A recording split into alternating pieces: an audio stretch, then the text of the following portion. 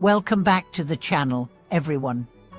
I'm truly glad to have you here today, because what we're about to explore is one of the most touching and profound stories I've come across in a long time. Today, we dive deep into a tale that speaks not only of love and loss but also of faith, spiritual strength, and the mysteries of the human heart. We'll explore how one man's sincere devotion to the Diamond Sutra brought about a miraculous reunion with his deceased mother.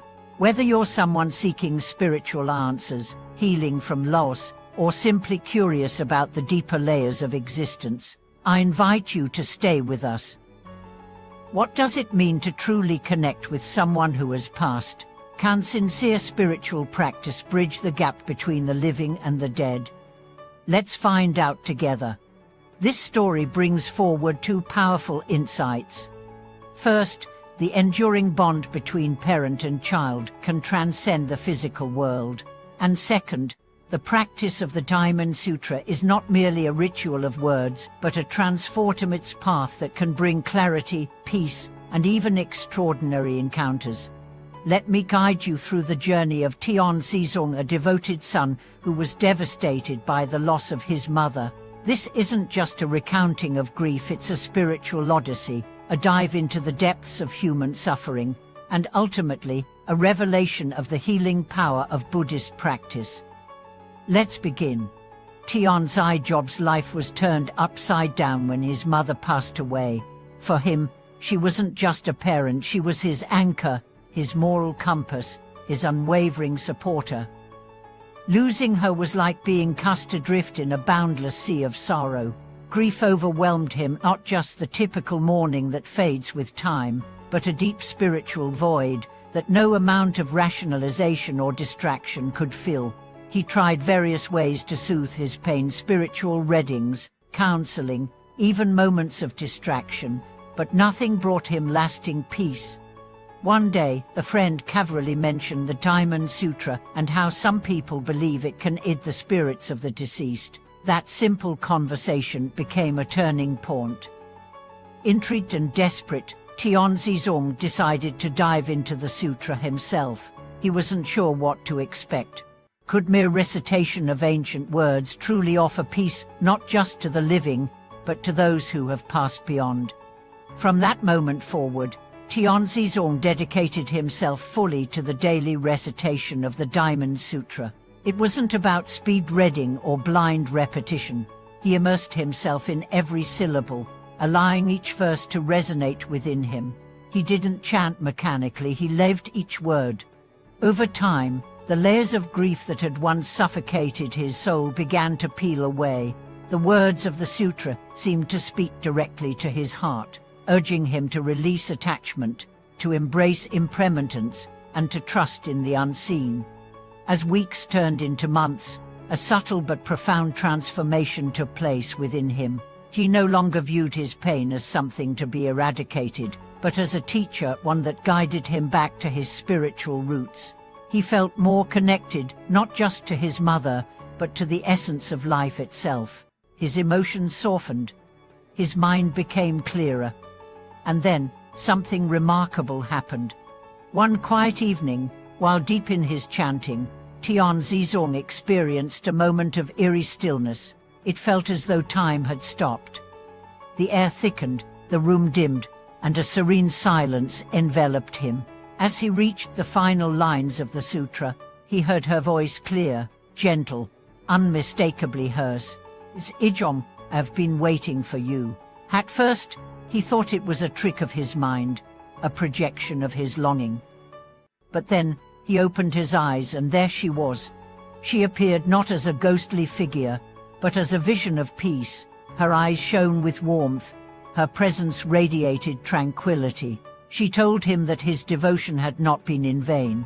The energy and merit generated by his practice had reached her in the beyond, helping her find release from the cycle of rebirth. She was free not because someone else intervened, but because her son had practiced with love, discipline, and selflessness. "You didn't just help me," she said. "You've helped yourself. All your sorrow, your clinging, your guilt, these were chains. The Diamond Sutra didn't only liberate me, It also showed you the path to your own freedom. Life and death aren't opposites. They're part of the same ocean. The pain of separation is just a wave. Let it pass. She left him with one final message before fading away. I keep practicing. The road is long, but with every step, your heart becomes clearer. Through compassion and wisdom, you will meet many more souls, and in time, your own true self. That experience changed Tianzizong forever. He no longer chanted the sutra out of sorrow. Now he did it out of gratitude. His grief had transformed into compassion. He continued his practice, not just to honor his mother, but to help others, both living and departed, find peace. From then on, his life took on a quiet but radiant purpose. He became a source of calm for others. Friends, neighbors, even strangers who heard his story would seek his guidance, and always he would return to the teachings of the Diamond Sutra, not to preach, but to share, to support, to heal. What this story teaches us is beyond words. It reminds us that pain, when transformed through sincere practice, becomes a doorway. It's not about escaping suffering, it's about entering it fully, understanding its roots, and emerging on the other side with a heart filled with wisdom and love. The Diamond Sutra doesn't promise miracles in the conventional sense. It offers clarity. It urges us to look beyond the illusions of permanence, to see through the false belief in self-fold and form, and in doing so, it helps us recognize the precious, fleeting beauty of every moment, every relationship. Tianzijob's story isn't about magical visions. It's about what happens when love meets discipline, when grief meets purpose, when devotion meets clarity. His reunion with his mother, whether real or visionary, reflects the deep truths the sutra teaches, that everything is connected, and that through the practice of compassion and wisdom, we can heal even the deepest wounds.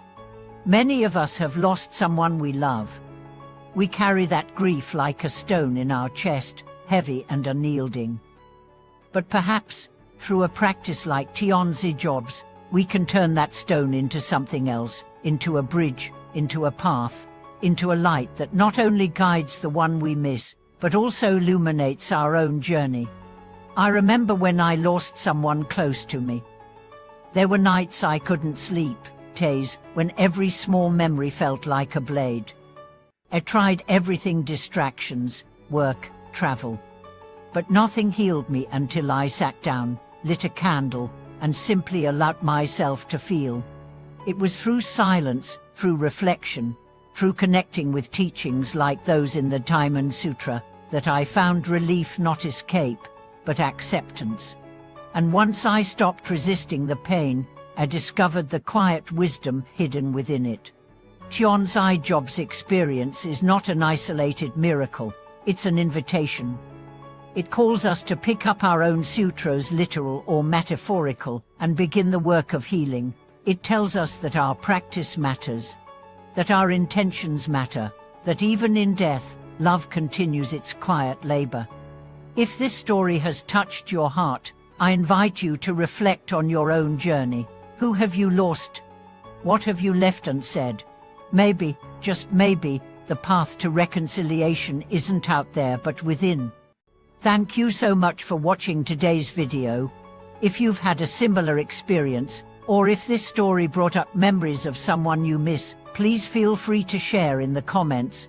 Your story might be the light that helps someone else through the dark. Don't forget to subscribe, like, and support the channel so we can continue bringing you more stories that heal, inspire, and awaken the heart. Until next time, stay mindful, stay compassionate, and keep the light of practice alive in your heart.